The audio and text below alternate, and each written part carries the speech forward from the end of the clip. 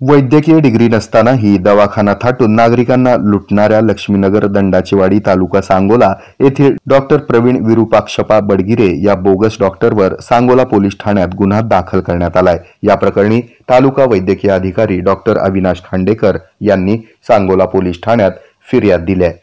याच बोगस डॉक्टरच्या हातात लोकांच्या नाड्या असल्यानं संताप व्यक्त होत आहे। सांगोला तालुक्यात मागील काही वर्षात बोगस डॉक्टरांची संख्या वाढली आहे। त्यावर नियंत्रण मिळवण्यासाठी प्रत्येक तालुक्यामध्ये समिती तयार केली आहे। याबाबत संबंधित विभागानं ठोस पावलं उचलून माणसांच्या जीवाशी खेळणाऱ्या या बोगस डॉक्टरांचा बंदोबस्त करावा अशी मागणी केली जाते आहे। याच अनुषंगानं लक्ष्मीनगर दंडाचीवाडी तालुका सांगोला येथील मारुती मंदिराजवळ 4-5 वर्षापासून डॉक्टर प्रवीण विरुपाक्षपा बडगिरे राहणार लक्ष्मीनगर दंडाचीवाडी हे स्वतःच्या घरामध्ये खाजगी वैद्यकीय व्यवसाय करीत असल्याचं निदर्शनास आलं। त्यांच्याकडे अधिक चौकशी केली असता वैद्यकीय व्यवसाय करण्यासाठी कोणतीही शैक्षणिक पात्रता नसल्याचं दिसून आलं।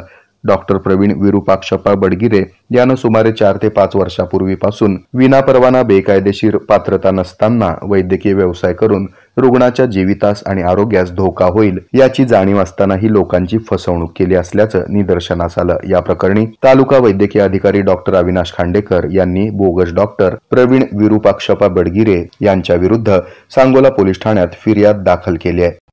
हे आहे मेट्रोकास्ट केबल नेटवर्क आणि आपण पाहत आहात द न्यूज प्लस बरच काही।